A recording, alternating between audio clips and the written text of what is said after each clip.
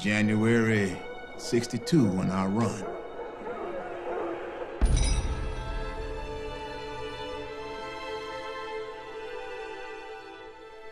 Master Jesse started chaining me up.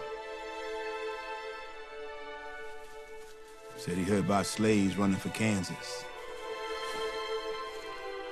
Said, now, George, you ain't gonna run rabbit on me, are you?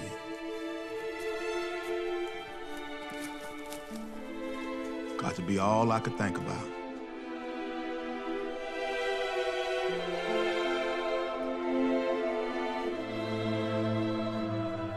All I wanted was my freedom. It was waiting for me right over the Missouri. So on that cold day back in '62, I walked right across that ice. I got myself free. So I made it to Fort Leavenworth and put my mark by my name. I was a first Kansas colored volunteer soldier. Long way from them shackles and rags. Was so young then. Young and damn proud. I wasn't somebody's property no more. I was a soldier. A free man.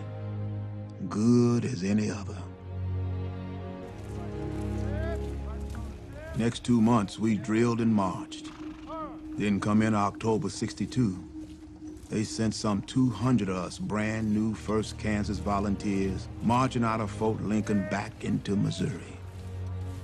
20 miles back over that border into the open prairie.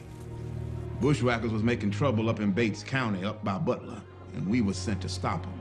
We ain't been free men but a few months, and most of us ain't never held a gun before we joined up. Ain't nobody ever seen a colored man wearing blue with a rifle on his shoulder before neither. Not too many white folks anywhere cared to see us being soldiers. But we was ready to fight for Old Glory, no matter what they were saying about us. All I could think about was them bushwhackers being out there somewhere. They was all camped out on this big swamp island. Hundreds of them we heard. Called it Hog Island, right in the middle of the river. About the time we got within sight of the Toothman farm where we was camped, we seen a few of them bushwhackers. Scouts rolled up to check them out. We all knew they was trouble. You could just feel it. They was stirring up trouble all around the border, burning houses, shooting folks friendly with the Union. Them Rebs hated the Union. They wanted Missouri to join in the South and be Confederate. Some were slave owners looking for us, and now we was marching to find them. So we kept on for that farm. I expect them Toothman ladies' hearts about stopped when they seen us come up. That whole family was Rebs. Younger boy was in prison back in Fort Lincoln for fighting with them.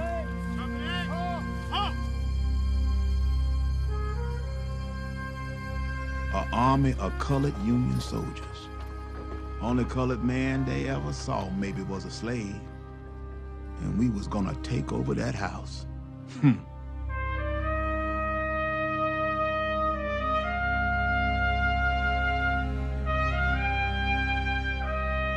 Now the captain, he starts asking all kind of questions about the bushwhackers, where they was and how many of them. Well, my blood about turned to ice when that lady said there'd be 700 rebel horsemen out there on Hog Island, just a couple of miles over them hills. Didn't sound real good to us right then. But we set about to taking that house and making it our fort. Whole time I be thinking, maybe she just lying. Trying to scare us off or something. Ain't no 700 horsemen out there, shoot. But some other folks around there said the same thing. We knew we was outnumbered bad. Ain't no doubt over that. We raised the flag out front and let them Rebs know this was a Union camp of free men. Started calling it Fort Africa. Fort Africa.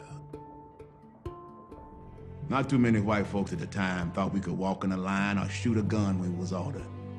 Thought we'd just run off in the heat of the battle. But we was young, We had something to prove. Were y'all scared about them Rebs out there? Sure we was. Be a fool not to be. I think that first night it started sinking in. We didn't know what we was in for, but we knew we was there for a fight. We was feeling that. We never seen no war before. We just got our freedom, earned it hard, and we was gonna risk everything. We was fighting for the Union and against slavery. They told us them Rebs ain't gonna take no prisoners. And you sure didn't want to be taken back to your master after running and taking up arms. We knew we was outnumbered by whatever was lurking out there. We knew we could die, but we was never going back into slavery. Did the Rebs come after you? That second morning we was there, that's when things turned. Scouts rolled out again first thing, but this time, they seen a whole bunch more of them, hanging like hornets on a nest. When word gets back to them officers, things started really moving. Now the captain, he knows we short on food, but he also know them bushwhackers ain't gonna like no Negro soldiers all about hunting for it. So he sends out a big forage party to gather whatever food they could find and bring it back. Then they send some of us sharpshooters toward them Rebs to keep them occupied in the meantime. You could feel in your blood something was about to happen. We was in for a fight. Rebs yelling, picking up, especially toward our officers.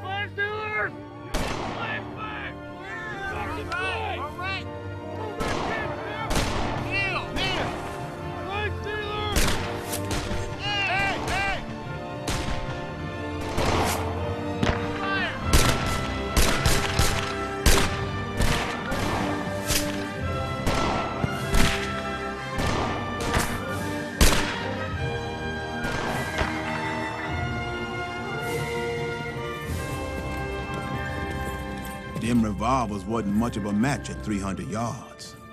But we showed them Rebs something they never expected. We chased them a couple of more miles back, emptied a few more saddles on the way.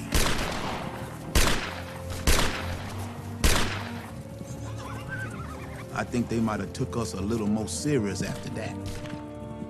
So after we started back for camp, they was moving up behind, setting fires along the way, hiding in the smoke. Time we took lunch that afternoon at Fort Africa, you couldn't see your hand in front of your face, there was so much smoke.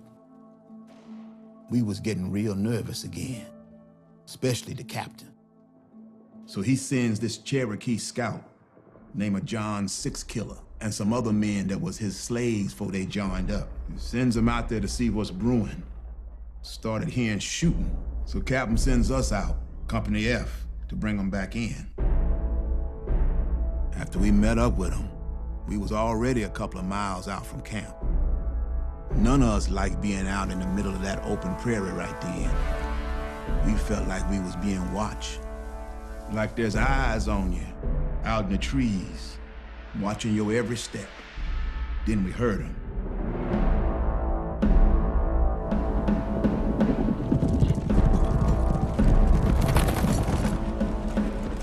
They was coming for us with all of hell's fire and fury.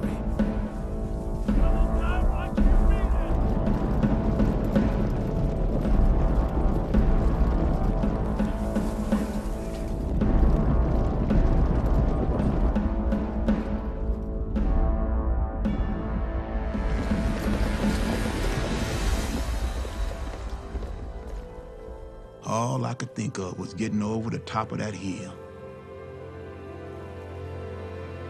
Thought maybe our boys would be over there other side, might save us. Next thing I heard, I can still hear clear to this day. Lieutenant yells out, "Halt!" Form ranks. Aim. And your whole life comes down to that moment. Stand you in the face, seeing it in the eyes of them men coming over that hill.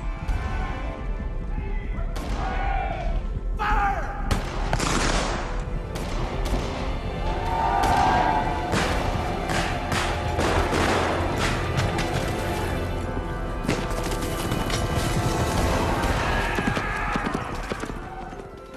lost some good men right then and there.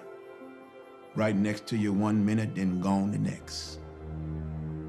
Lieutenant Gardner, he'd been shot twice and was crawling for his life, just trying to get away. But them bushwhackers, they sure had it out for them officers.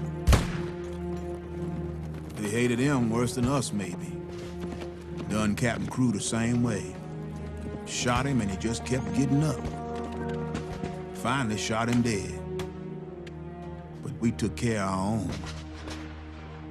Guess that man that shot the lieutenant never got to find out he didn't kill him. Old Gardner managed to stay alive. You was lucky to get more than one shot off. Sitting ducks out there with them rifles.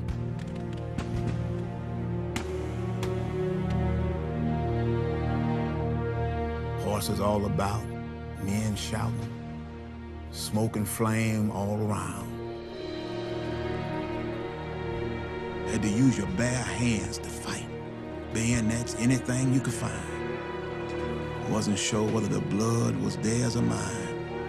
We was all over them. Once we pulled off them horses. They shot Sergeant Lowry. Told him just give it up. He answered that Reb. They kept coming at him.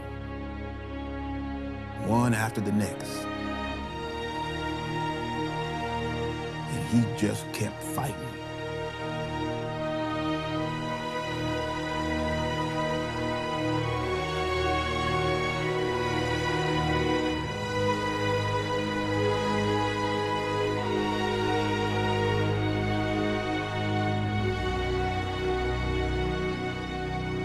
The captain brought up some men to cut them off. Sent them back over that mound and back to the river.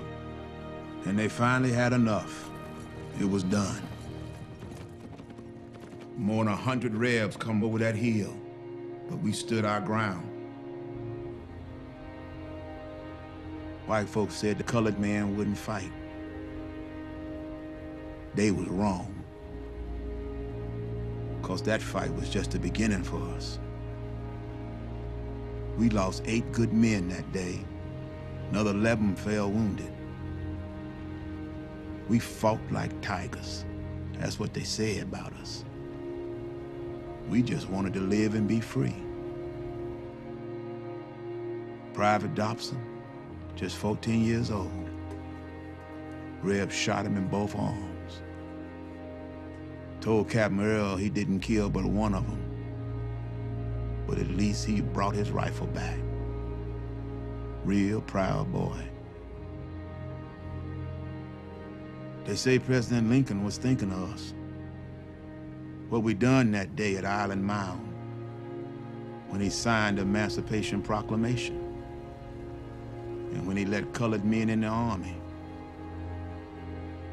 when he let us fight in that war. We may even have helped win it. A lot of them boys in the 1st Kansas wouldn't live to see the end of that war. But something sure changed that day at Island Mound. We showed who we was. Showed we was worth something. We was men. We was free. And we was never going back.